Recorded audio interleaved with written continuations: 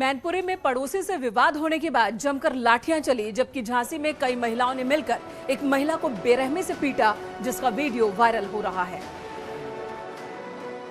मैनपुरी में खीजा गांव में मामूली बात में जमकर लाठी डंडे चले, जिसमें 2 लोग गंभीर रूप से घायल हो गए। घायल लोगों को इलाज के लिए अस्पताल में भर्ती कराया गया है। बताया जा रहा है कि पड़ोसियों में किसी बात को लेकर विवाद हो गया।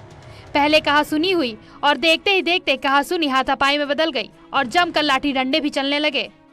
अरे शाम के टाइम में मतलब छोटे वाले तो मोहब्बत आ गया बहुत, बस और कुछ बात नहीं हुई, बस थोड़ी बात। हाँ, बस इसी बात के पीछे वो मुझसे कह रहे थे कि अपने लड़का को समझा दियो, तो मैंने समझ आया, मैंने समझाते रहूँ मैं, और मैं क्या समझा, मैं समझा मैं रोज समझाती मैं, उसके मारने में चोट थी, इस वजह से पागल से हो गया।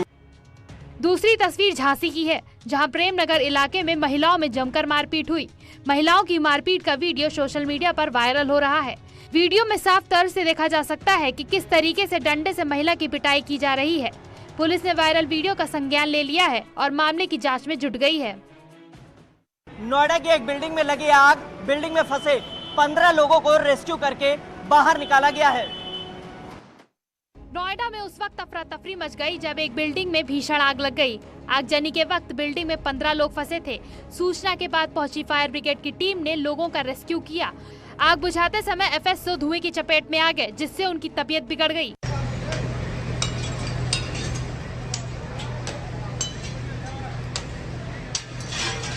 घटना नोएडा सेक्टर 18 के बाजार की है, जहां इमारत की दूसरी और तीसरी मंजिल में आग लग गई। आग किस वजह से लगी, इसका अभी तक पता नहीं लग सका है। आगजनी से किसी के हताहत होने की खबर नहीं है। बताया जा रहा है कि इमारत के तीसरी मंजिल पर 50 से ज्यादा ऑफिस हैं और इसके ग्राउंड फ्लोर पर कॉमर्शियल शोरूम है। यूपी में इन दिनों बच्चा चोरी की अफवाहें फैली हुई हैं, जिसकी वजह से भीड़ आम लोगों के साथ मारपीट करने पर आमादा हो रही है।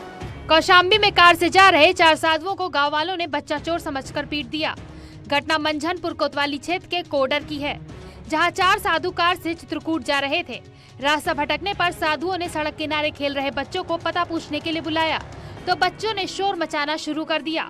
शोर सुनकर आए लोगों ने बच्चा चोर समझकर साधुओं को पीट दिया।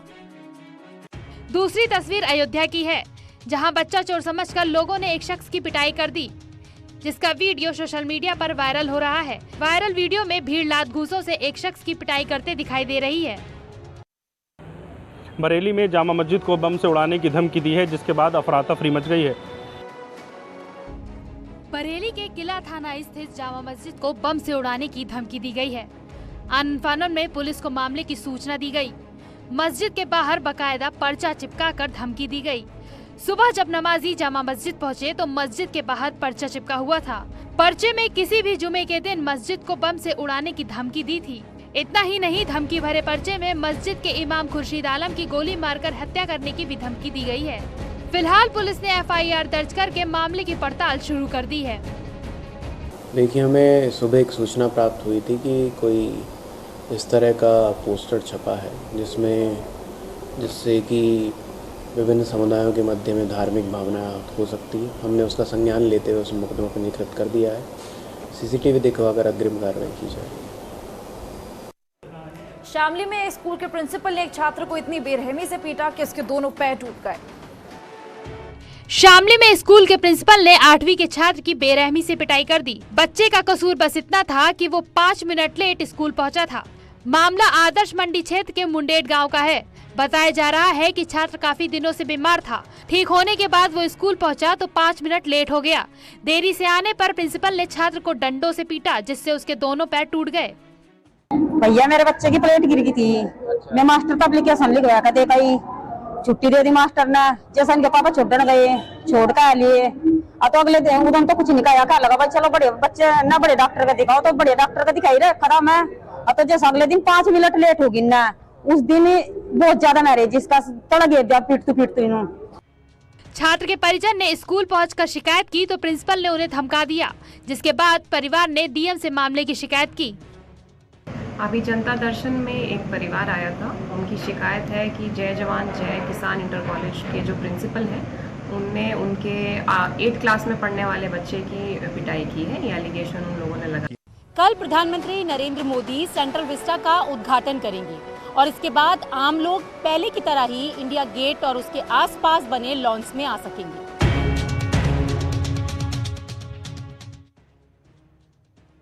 दिल्ली की ऐतिहासिक राजपथ और सेंट्रल विस्टा लॉन को रीडेवलपमेंट किया गया है। अब इसका नाम बदलकर कर्तव्य पथ रख दिया गया है। प्रधानमंत्री नरेंद्र मोदी 8 सितंबर को इसका उद्घाटन करेंगे। Central Vista Avenue Vijay Chowk से इंडिया गेट तक 3.2 किलोमीटर में फैला हुआ है। प्रोजेक्ट को पूरा करने में 20,000 करोड़ रुपए लगे हैं। उद्घाटन के बाद आम लोग पहले की तरह ही इंडिया गेट और आसपास के लॉन्स में आ जा सकेंगे। सेंट्रल विस्टा में कई सारी नई सुविधाएं विकसित की गई हैं और ऐसा माना जा रहा है कि उद्घाटन के तुरंत बाद बड़ी संख्या में लोग नए सेंट्रल विस्टा को देखने के लिए यहां तक पहुंच सकते हैं। इससे पहले कार्यक्रम के दौरान वीआईपी मूवमेंट भी रहेगा। इसे देखते हुए ट्रैफिक डायवर्जन प्लान तैयार किया गया है। सेंट्रल विस्टा प्लान की घोषणा सितंबर 2019 में की गई थी। 10 दिसंबर 2020 को पीएम मोदी ने इसकी नींव रखी थी। हालांकि यहाँ की कुछ इमारतों में कोई बदलाव नहीं किया गया है। Bureau report, news 18। मऊ और कानपुर में बुलडोजर की कार्रवाई की गई। मऊ में बुलडोजर से अवैध अतिक्रमण को ढहाया गया, तो वहीं कानपुर विकास प्राधिकरण ने अवैध रूप से बने गेस्ट हाउस को जमींदोज कर दिया। मऊ में कोतवाली थाना क्षेत्र के बंधे पर बने अवैध अतिक्रमण पर बुलडोजर चलाकर उसे ढहा दिया गया। अतिक्रमण के खिलाफ इस कार्रवाई के दौरान भारी संख्या में पुलिस बल और अधिकारी मौजूद रहे। यहाँ कई लोगों ने अवैध तरीके से रोड के किनारे अतिक्रमण कर रखा था। अतिक्रमण हटाने के दौरान एक व्यक्ति ने कार्रवाई का विरोध भी किया, जिसे हिरासत में ले लिया गया। कानपुर के बर्रा इलाके में केडीए अफसरों ने अवैध रूप से बने गेस्ट हाउस का बुलडोजर से ध्वस्तीकरण कराया। ये गेस्ट हाउस प्रसपा नेता विनोद प्रजापति का है। ध्वस्तीकरण की कार्रवाई के दौरान भारी पुलिस फोर्स तैनात रहा। बर्रा के जूही कला में हाईवे किनारे करीब 2000 वर्ग गज की जमीन पर 20 सालों से कब्जा कर प्रसपा नेता गेस्ट हाउस चला रहा था। मामले में कई बार नोटिस भेजने के बाद भी जमीन खाली न करने पर ध्वस्तीकरण का आदेश जारी हो गया और बुधवार सुबह केडीए अधिकारी, पीएसी और 3 थानों का फोर्स पहुंच गया। 4 बुलडोजर से पूरे गेस्ट हाउस को ध्वस्त करा दिया गया। बाराबंकी में 2 तस्करों के खिलाफ बड़ी कार्रवाई की गई। दोनों की 8 करोड़ 50 लाख की संपत्ति कुर्क कर दी गई। उत्तर प्रदेश में प्रशासन अपराधियों पर लगाम लगाने के लिए लगातार उनकी संपत्ति कुर्क करने में जुटी हुई है। आज बाराबंकी के सफदरगंज में 2 तस्करों की संपत्ति कुर्क की गई है। चौखंडी गांव के रहने वाले तस्करी करने वाले गैंग के लीडर बदरुद्दीन और इसी गांव के रहने वाले सक्रिय सदस्य की संपत्ति को कुर्क कर लिया गया है। दोनों मादक पदार्थों की तस्करी से रिश्तेदारों के नाम पर संपत्ति खरीदी गयी थी। कुर्की की गयी संपत्ति की कीमत 8 करोड़ 50 लाख रुपए बताई जा रही है। मशहूर तस्कर जो अफीम और मादक पदार्थों की तस्करी में लिप्त रहा है, बदरुद्दीन, जो इस समय गैंगस्टर अधिनियम के तहत थाना मसौली से जेल भेजा गया है और जेल में बंद है, उसके घर को जिलाधिकारी न्यायालय द्वारा धारा 14(1) गैंगस्टर अधिनियम के तहत अपराध से अर्जित संपत्ति मानते हुए कुर्क कर लिया गया है। किसानों को राहत देने के लिए मुख्यमंत्री योगी आदित्यनाथ ने एक बड़ा फैसला किया है। उत्तर प्रदेश में सूखे के सर्वे के लिए सभी 75 जिलों में 75 टीमों का गठन किया गया है और सभी 75 डीएम से 7 दिन के अंदर रिपोर्ट मांगी गई है। यूपी में औसत से कम बारिश होने से किसान परेशान हैं। प्रदेश में मानसून शुरू होने से अब तक 44% कम बारिश हुई है और किसानों की परेशानियों को देखते हुए सीएम योगी ने बड़ा फैसला लिया है।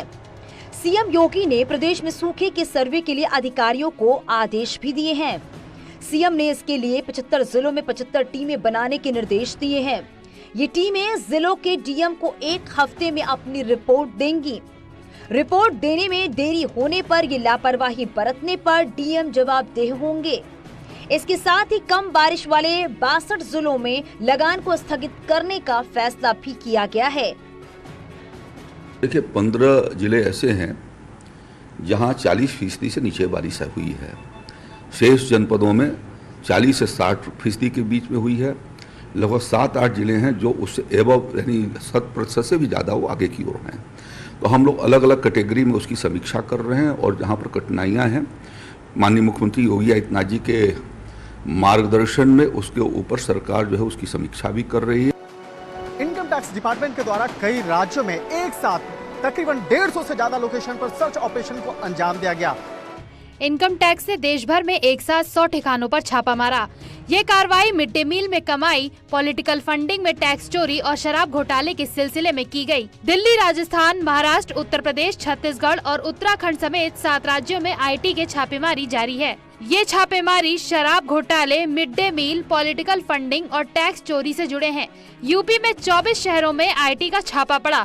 पॉलिटिकल पार्टी और नेता निशाने पर हैं। लखनऊ में आईटी की टीम सुबह राष्ट्रीय क्रांतिकारी समाजवादी पार्टी चीफ गोपाल राय के घर पहुंची। गोपाल राय केंद्रीय लोक शिकायत और जांच संस्थान के नाम से संस्था चलाते हैं।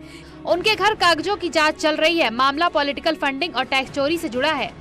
इस वक्त में न्यूज 18 की टीम पहुंची है जनराज पार्टी के दफ्तर पर। यह जनराज पार्टी वही पार्टी है जो एक कहा जा सकता है एक मुखौटा पार्टी तैयार किया गया था और जिस तरह से राजनीतिक चंदा लेकर टैक्स चोरी करने का जो आरोप लगा जनराज पार्टी पे भी लगा और इसके जो इस पार्टी से जुड़े जो अधिकारी हैं बकायदा उनके यहाँ सर्च ऑपरेशन का अंजाम दिया जा रहा है।